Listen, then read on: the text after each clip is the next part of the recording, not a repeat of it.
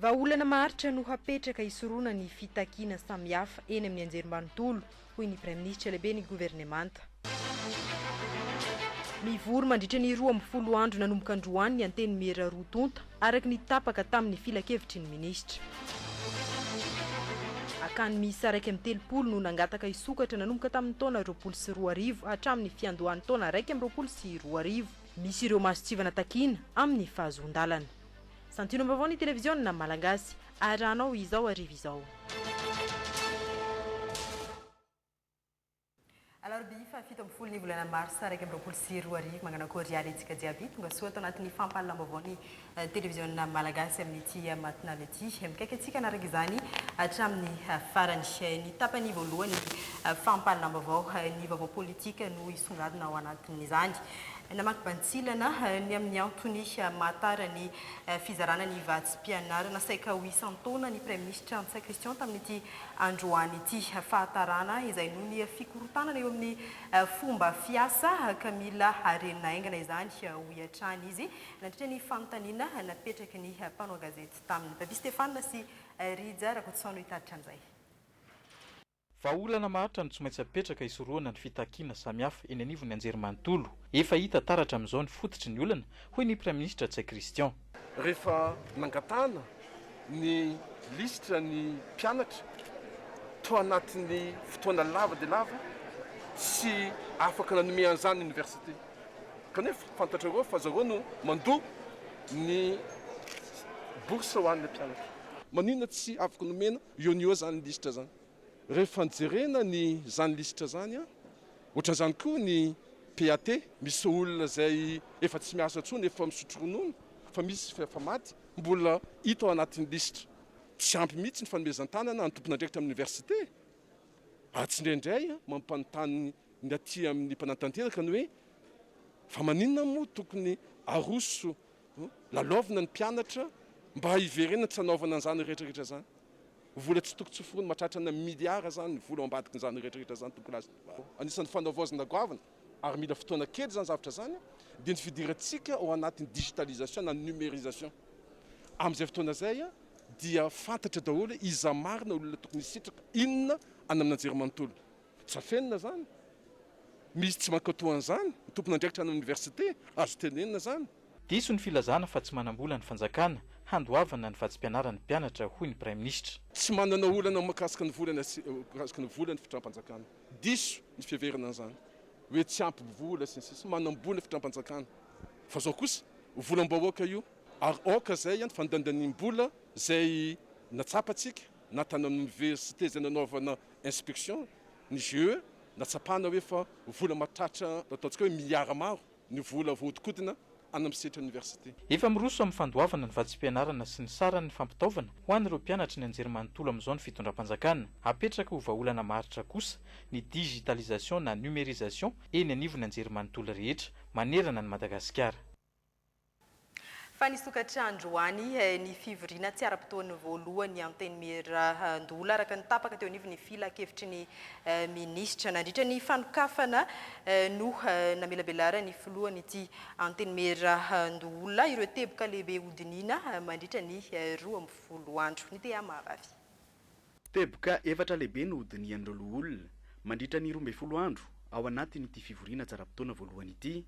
Lehibe indrindra amin'izany ny fifidianana ireo solitena roa avy amin'ny anteny merandoolona ho ao amin'ny fitsarana avo momba ny lalam-panorenana. Sokatra vaingana ny filatsako fidiana dia vola vao azazena hoe maromaro vitsivitsy ihany tonga amin'izao fotoana izao.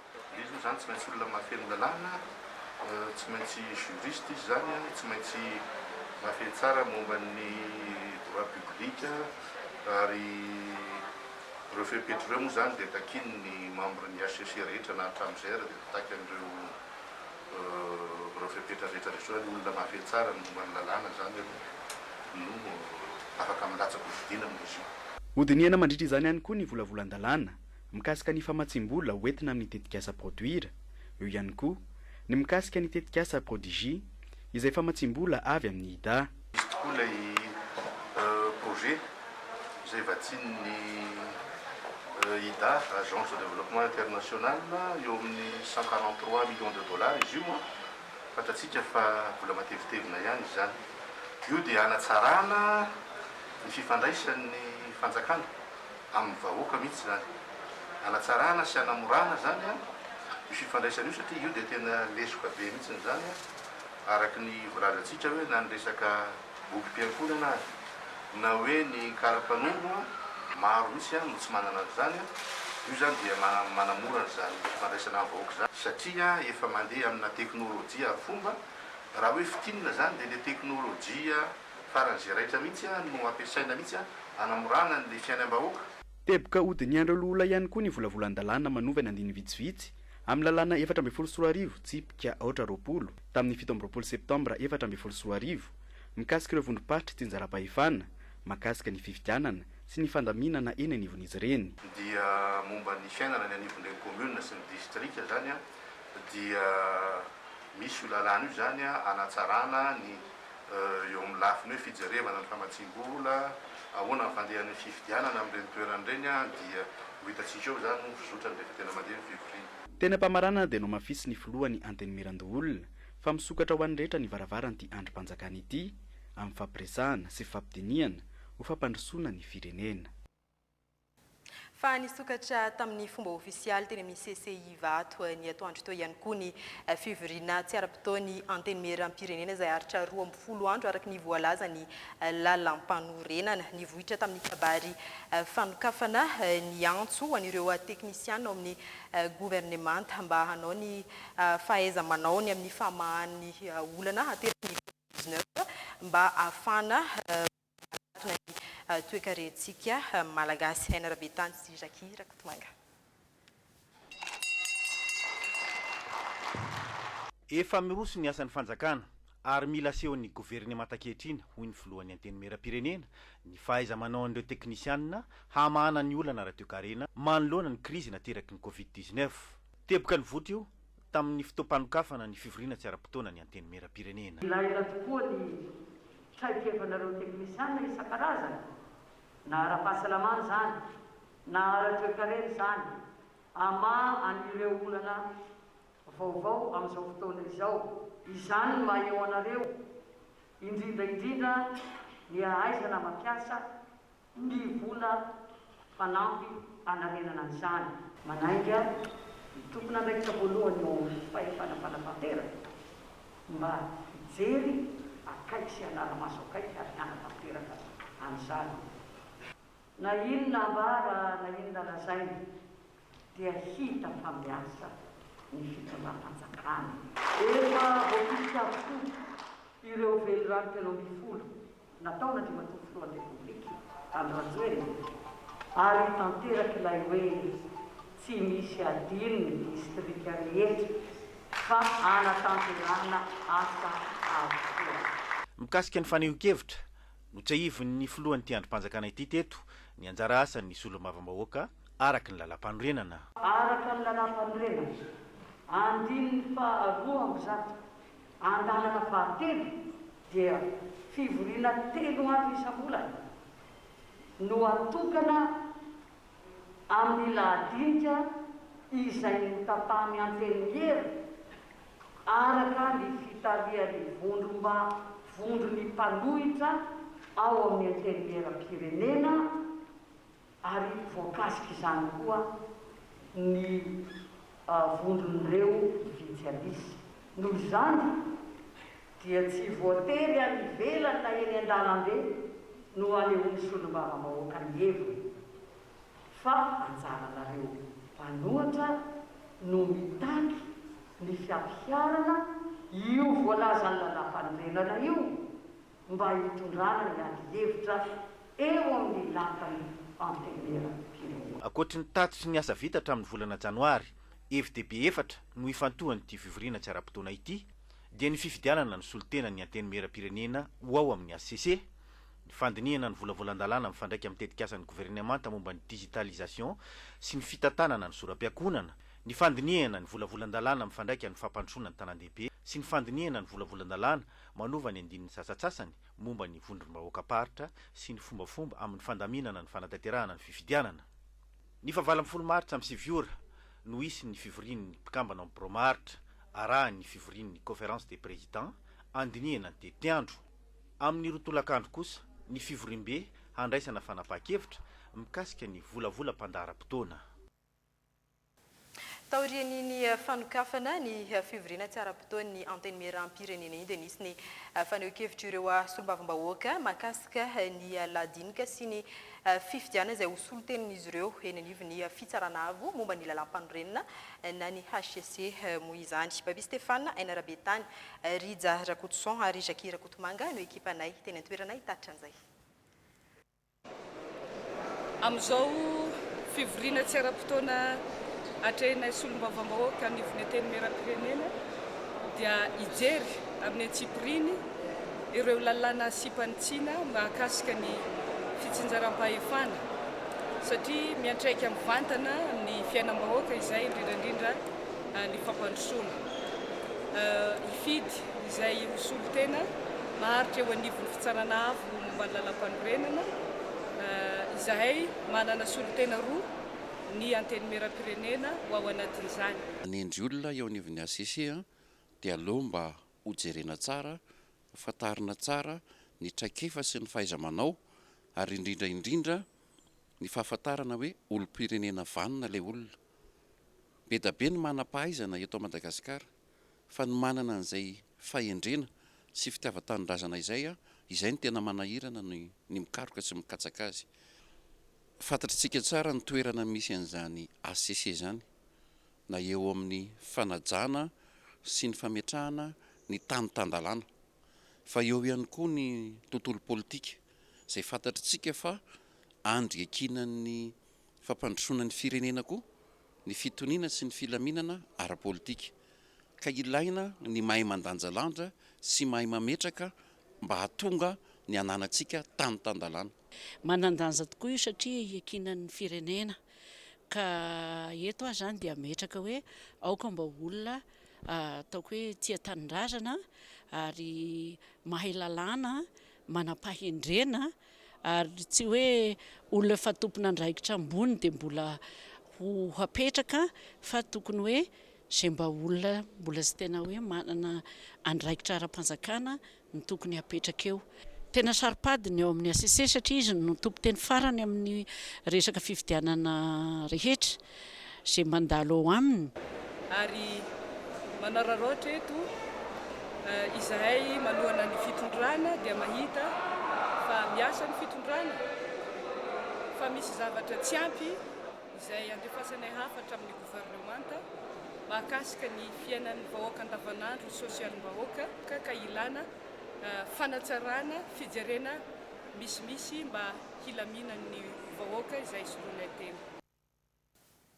Velantsika eo izay vaovao avy eo anivony anteny miram-pirenena sy anteny miran-dola izay fa hivadika lafy vaovao hafa isika namaly ny antsony fikambanana FITI ny Fondation Visio sy ny OIT amin'ny fananganana sekoly fanabeazana fototra any amin'ny faritra Androy sy Anosy ary amin'ny fanampiana ireo vehivavy any antoerana no tanterana ny maraina teo ny fifanaovantsony mpiara-miasa. Miorary aina sy Andry Ratsonavao.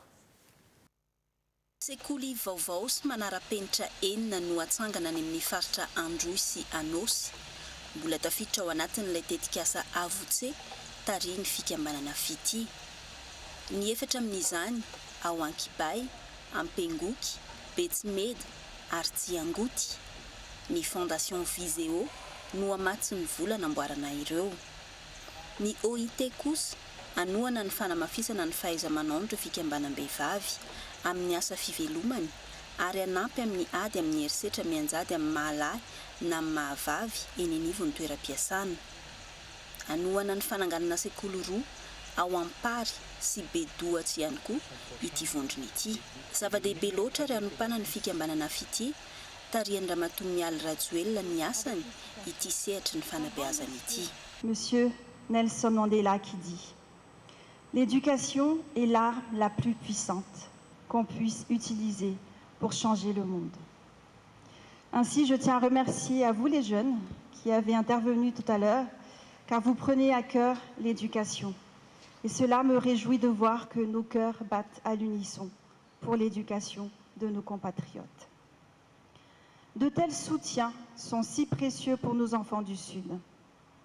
La lutte contre la malnutrition continue, le travail continue. Etsekilan'izay mandray anjara goavana amin'ny fanatanterahana ity tetikasa iaraha misalahy ity ny ministera ny fanabeazam-pirenena ka hanome ireo mpampianatra, mpanabe sy mpandraharaha ahafahan'ireo sekoly ireo mihodina ara-dalàna. Mila manangana efitrano tsekoly eo amin'ny 4 alina isika eto Madagasikara izay vao tafiditra any am-pianarana ary afaka misitraka fanabeazana tsara kalitao sy foto-drafitrasa tsara kalitao ny zaza malagasy rehetra.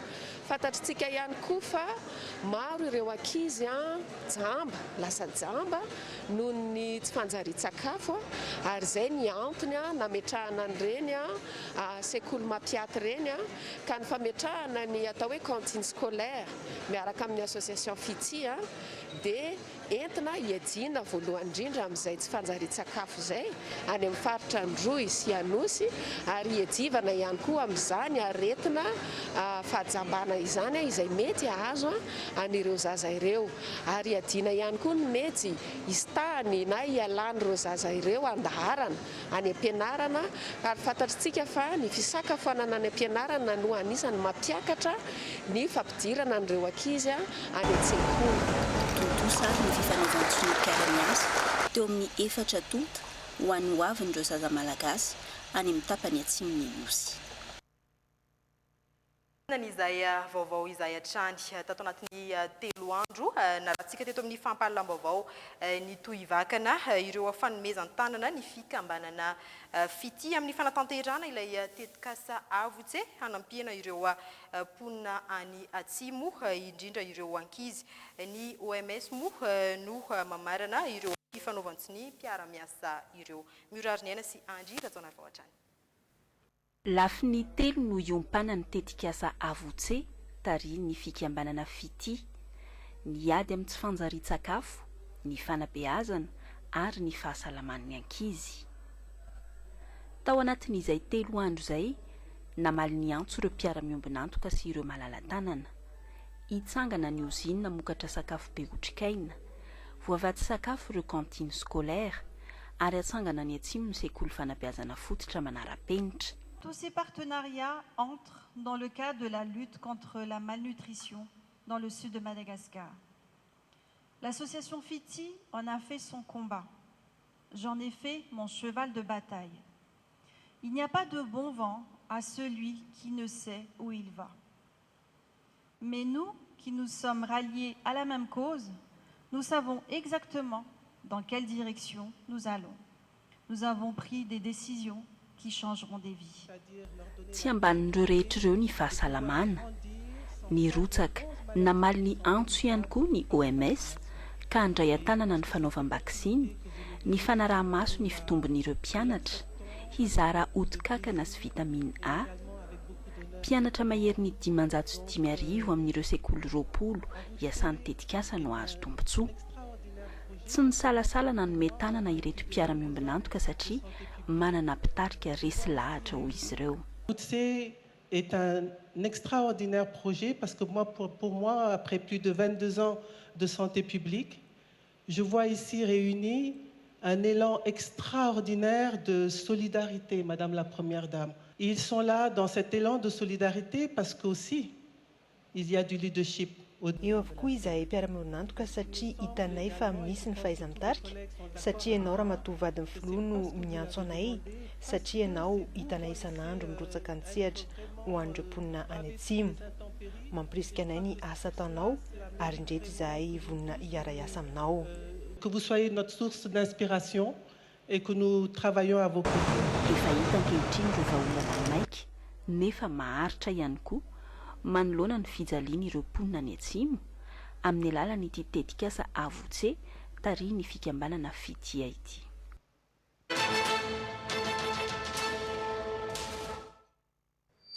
Ny antontanisa manodidina ny fivoara ny valanaretina coronavirus eto amintsika tato anatin'ny 4 ora farany indray no anomboantsika ny tapany faharoa ny fampahalalam-baovao 730 ireo tranga vaovao manerina ny Madagasikara tamin'ireo fitiliana 27 sy 700 natao 9 kosa ireo sitrana raha toka roa no laviny ity valanaretina ity tao anatin'izay 4 ora farany izay. Fa ivadika lafim-baovao hafa isika tafapetraka ny birao vaovao eo anivon'ny orinasa Fanalamanga tontosa ihany koa ny fifamindram-pitantanana eo amin'ny Tale Generaly vaovao sy teo aloha. Xavier Tolotso, televiziona malagasy Moramanga no hitatitra an'izay. Nanomboka ny taona 2012 no tsy nisy Tale Generaly raikitra ny orinasa Fanalamanga raha lasa solombavam-bahoaka ny teo aloha.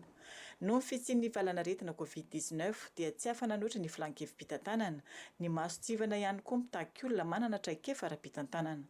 Taorian'ny fifaninanana nandraisana ireo sokajin'olona maro anjara dia ny alakamisy teo no nivoaka ny anaran'ny Tale Generaly vaovao ka ny andro ny talata 9 Martsa dia tonga teto amin'ny foiben'ny toeran'ny orinasa Fanalamanga ny mpikambana ao amin'ny filankevim-pitantanana notarian'ny filohany Andriamatoa Pierre Holder Andriamaolomasy ka nampafantatra ny mpiasa sy ireo mpiara-miasa eto amin'ny orinasa Fanalamanga. Ambara amintsika amin'ny fomba ofisialy ary mpiasa rehetra atao amin'ny orinasa Fanalamanga fa nitenrena ho Tale Generaly ny orinasa Fanalamanga Andriamatoa Rabevahiny Arlène Moba firaritso ho an'ny mpiasa rehetra atao amin'ny orinasa Fanalamanga.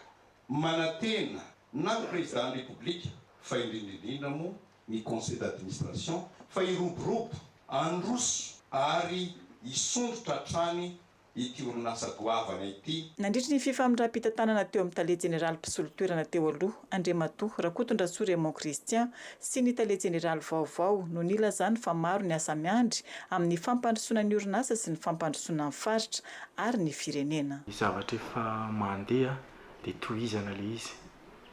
Ny faharoa ny lesiko dia tsy maintsy ahitsy ary tsy kely soroka ny tenako ho an'izay fanitsiany izay fa ny fampiroboroboana ny orinasa no zava-dehibe ka dia ny mpiara-miasa rehetra zany no hitanina hiaraka amin'izay tanjona izay.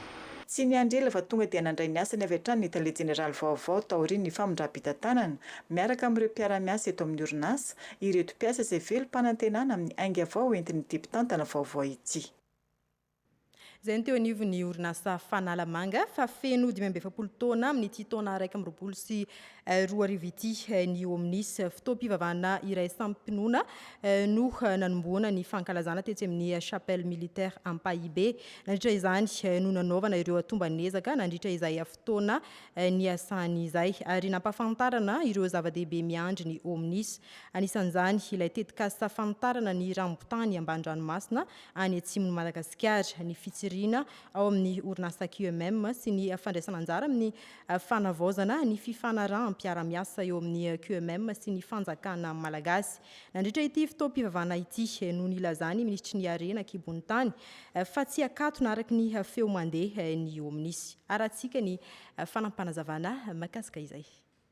Tiany fanarenana toekaren'ny firenentsika ary isan'ny kitro ifaharan'izany fanarenana ny toekarena sy atongavana amin'izany emergence any Madagasikara zany loharano-karena stratégique. Noho izany dia manantena miandry antsika rehetra miray fo sy miray saina ny firenena manontolo ny malagasy manontolo ary ao anatin'izany tsika kehitriny tokony hipetraka akory ny ahiasy ny tebiteby ny amin'ny hoaviny zany orinasa ho amin'isy zany. Aza mikorotan-tsaina, aza manaiky korotan'ny olona saina, aza misavorovoro-saina ny amin'ny fivoizana ny hevitra fa mety akatona ny omnisy, mety ho foanana ny omnisy. Tsy marin'izany, reto ambony ty alitara pilipitran'Andriamanitra ty any manambaran'izany.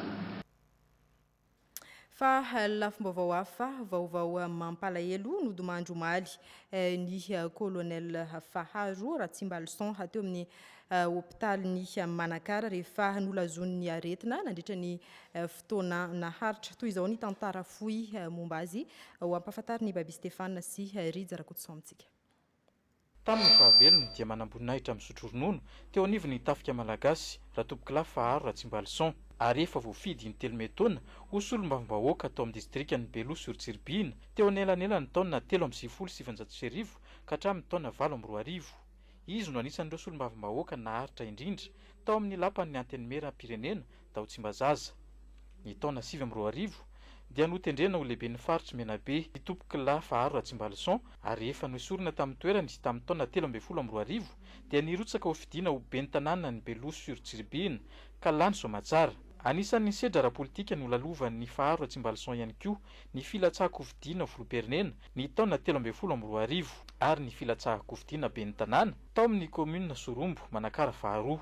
Raha aman-dren'ny taizanay izy ary nahalehibe na dia eo aza ny politika samy nanana ny heviny dia anisan'ny manoro izy anisan'ny mananatra ary tena tsy tadidiko mandrakizay ny zavatra torohevitra nataony tamin'ny tenako satria raha ny lany solombavambahoaka tao anivon'ny distrika Beloha ny tenako raha ny fahaninana teo zahay tamin'ny farany dia niteny izy no niarahaba voalohany ary nananatra fa mahaiza miara-miaigna amin'ny olona fa zaho talohalohanao rehefa misy zavatra tsy azonao dia afaka manontany miatrevitra noho ny mahabebe ahy tao alohanareo ahy tato amin'ny distrikany Beloha-sur-Tsirbina. Teo amin'ny firiana ara-politika dia mpikambana tao amin'ny antoko politika RPSD vaovao itompokila faharo Ratsimbalson. Anisan'ireo mpanao politika na hitsy fiteny say namaky-batsilana ireo tsy fahombiazana teo amin'ny fitantanana ny firenena. Fa zandary iray chef de poste avancé ao amin'ny commune Marotsiraka distrikany Amboasary Atsimo no maty notifiriny dahalo tao amin'ny Toby Asany ny alahady 2 volana Marsa teo tokony tamin'ny 7 sasany ariva. Entsiprian'izay hoentiny Fidelia Benarson TVM Amboasary Atsimo.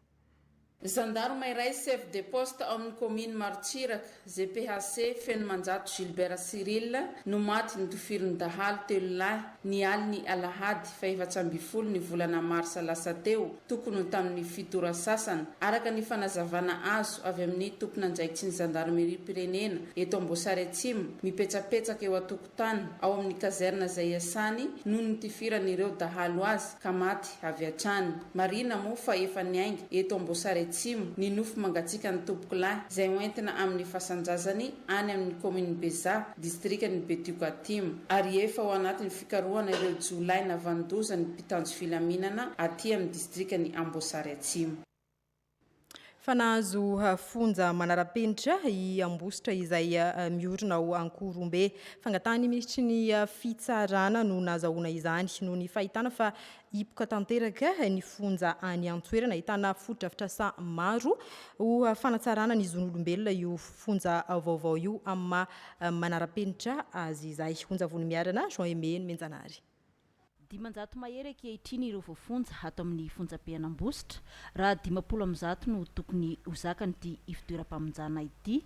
Efa antitra raha teo ny foto-drafitrasa sady eto an-tampon-tanàna no iorenany ka antony io nangatahany ministry ny fitsarana Andriamaefarivo Johnny Richard ny anamboarana fonja manara-penitra aty an-toerana. Mirosy ny asa ankehitriny finaina ho vita ny volana Martsa 2024 izany. Ndrefo ny trano 103 metres lavany 97 metres ny sakany. Anatin'ny chambre anankiray misy 12 metres x 5 misy chambre ho an'ny détenu zany. 220 isa ny chambre. Tafiditra ao anatin'ny velorano voalohany teboka fahafolon'ny filoham-pirenena izao fananganana foto-drafitrasa izao ka ao anatin'izany ny fametrahana fandriam-pahalemana, fanajana ny zon'olombelona ary ny famerenana ny voafonja eny anivon'ny fiarahamonina hoy ny taleparitry ny fandraharahana ny fonja Amoromania. Tena ilaina izy ity eto amin'ny faritra Amoromania satria faritra Amoromania dia anisan'ny tafiditra anatin'ny zona rotsy raha tsy teny afa tsy abaty finandrahana sy ambositra sy ny manodidina zany dia voatery izahay tsy maintsy mamindra olona criminel any antsefa nefa raha vita ty zavatra ty zany dia mazava ho azy fa tsy ilaina tsony mamindra olona any antsefa ary voahaja le zon'olombelona. Dia maneho ny fisaorana fitondram-panjakana izay nanomeanay eto amin'ny commune izany foto-drafitrasa izany. Fisaorana ihany koa Andriamatoa ministra izay nangatahana izany foto-drafitrasa izany ka nanaiky mampiasa olona hatrany amin'ny 200 izao asa izao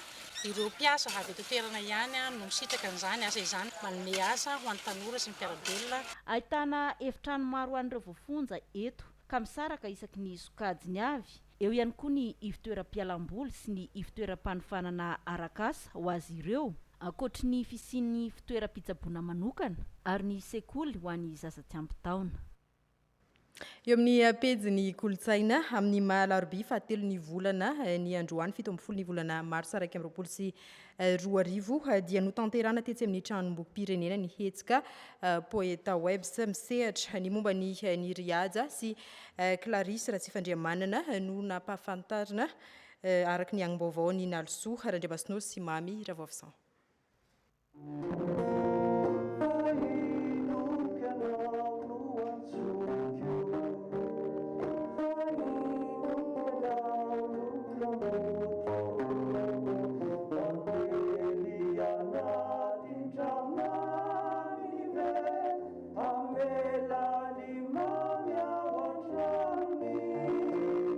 Anisan'ny asa soratry Clarisse Andriamampandry Ratsifandriamanana izany. Teo amin'ny fahaenina ambin'ny folo taonany izy no nanomboka niditra teo amin'ny tontolon'ny asa soratra toy ny tantara antsangana sy ny sombin-tantara. Anisan'ny nanome lanja ny literatiora malagasy ny Andriambavilanitra antony mahatafiditra ny asa sorany ao anatin'ny fandaharam-pianarana malagasy. Maromaro ny fikambanana nisy azy toy ny Avatsa UPM sy ny Akademia Malagasy. Santionana ny boky navoakan'ny Clarisse Ratsifandriamanana ny Lavakombarika, ny Fahavaratra sy ny Ivelamboangy. Dada ny fitiavako anao, ny alalany finoko, ny akadimy herinao, hitsangananao torozay mpiniavana, ny fijerinao mitsilo, tojirom-pitiavana. Teo amin'ny sehatry ny asa, mpampianatra taranja malagasy, efa mpanolo-tsaina ny tanànan'Antananarivo ny tenany ankoatra ny mahatikambana tao anatina antoko politika azy. Vehivavy eo amin'ny tontolon'ny literatiora ihany koa iny riaja, teny fanevany ny hoe poezia fiainako. Mihevitra amin'ny rantsazana mihoatra hoe mpanoratra avokoa ny olon-drehetra fa ny fotoana ifoazany samy manana ny azy. Nisy fanontaniana teo hoe ahoana ny atao mba abateza mba hoe manoratra foana zany ny vehivavy. Dia amiko mila miaina, mila mantsapa, mila foazina ilay aim-panahy ao anatiny ao. Ny sombintsombim-piainan'ny vehivavy poeta no nisafidin'ny poeta Webs nampahafantarina tamin'ity martsa ity noho ny fahanamariana ny andro iraisam-pirenena ho an'ny zon'ny vehivavy tamin'ny fahavalon'ny volana. Fa ilaina ny ahafantaran'ny olona ny soratra elana ny tahirikevitra mivoy izany ny arsivam-pirenena malagasy etsy Tsaralalàna ka indroa Istanbul izy ireo no manasa vahiny. Tamin'ity alarobia ity ny fomba fanaovana paikafo no nazavaina araky ity fanadidiny Ambintsoa Andriama Servelo sy Stéphane Alphonse ity.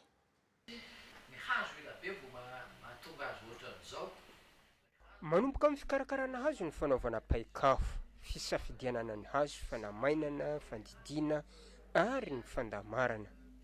Fa zao mielohan'ny anaovanao ny sary dia tsy maintsy mbola eo indray aloha ianao manodina an'ilay izy eo.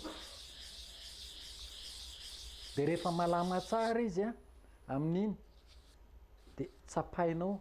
Zay ianao vao mandray an'ilay hazo ka ilay hazo manao an'ilay sary. Dingana faharoa ny fanoratana na fanaovana sary. Matiana amin'izany Andrianantenena Silofo Andry zanaky radi-panoratra. Efa nitety an'izao tontolo izao izy indrindra tao Eropa dia ila Frantsa amin'ny fampirantiana ity sanganasany vita amin'ny paikafo ity. Ny nafinaritra indrindra dia tany a Paris zany, tany foana nandehanako moa zany tao amin'ny boulevard Haussmann. Dia nahita n'ilay fampirantiana natao tao variana daholo ny olona ary liana tamin'ilay manjaka miadana sy ilay sarin'ilay biby sy ny zavatra boary rehetra satria nanao ny sariny hazo miavona ny afotsilahin-janahary sariny zavaboary malagasy zany raha vao mikasika ny Madagasikara dia io ny lofosako ampahafantarana ny vahoaka malagasy hoe tiavo ny maha-malagasy ianao mba tsy hanindraindra an'ilay an'ilay olona foantsika.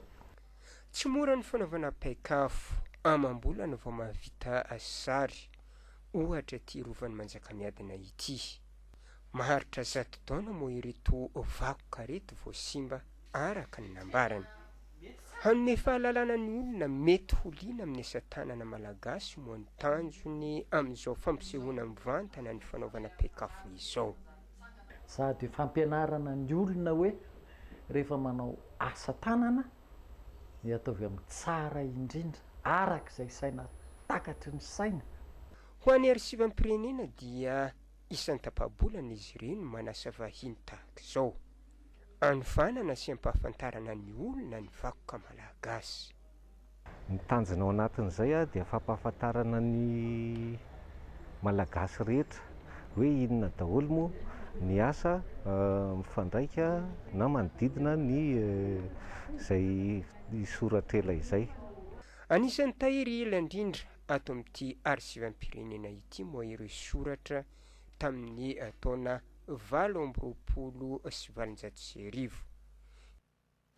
Izao kosa isika dia iresaka makasika n'ireny toby fitaizana zaza sahirana ireny. Sekoly mampianatra zazakamboty iray ao Andakana Ambohidratrimo no nanorina akany iray. Toerana faniriny sekoly mandray an-tanana manontolo izay zaza fantatra fa tsy afaka iantsoroa ny fianakaviany intsony ny momba azy. Nandriana Razafindramaro sy Mamy Ravafsan.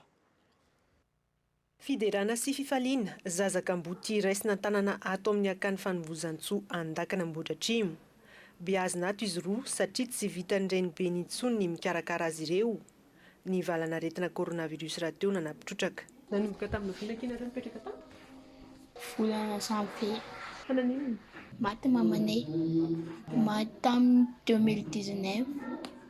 Tamin'ny mbola tsy nisy ny corona. Dia avy eo zay mipetraka tao amin'ny bebe anay dia avy eo naterina taty. Mpianatra avy amin'ny sekoly nanorina ity foto-drafitra sy ity ihany izy roa vavy. Efatra izy ireo no tezaina ato amin'izao fisokafan'ny akany izao. Izay ihany aloha no mbola niraisinay dia izay ihany no miantoko azy rehefa nisy fitaratasy fanarahana teo amin'ny fianakaviany. Be da be ny kamboty amin'ny sekolinay fa ny ankizy rehetrarehetra zay kamboty efa mianatra ato dia mbola ny fianakaviany fa mianatra nanomboka tamin'ny taom-pianarana teo. Nanoana tamin'ny fananganana ny akany ny Adra. Fanabeazana anisan'ny sehatra lehibe tafiditra ao anatin'ny andraikitry ny Adra amin'ny ankapobeny dia ny fanojo zany ilay filana sy ilay ataontsika hoe intérêt ho an'ilay sekoly. Zaza 12 no azo raisina tanana ato amin'ny akany fanovozantsoa. Miankina amin'ny tantsorok'ny malala-tanana ihany anefa no ahafahana mandray ireo ankizy kamboty.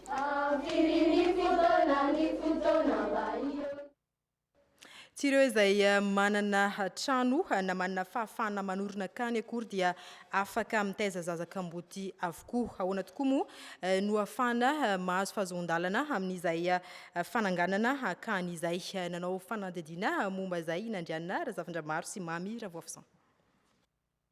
Akany 130 nangataka fahazon-dalana isokatra nanomboka tamin'ny taona 2020 hatramin'ny fiandohan'ny taona 2020.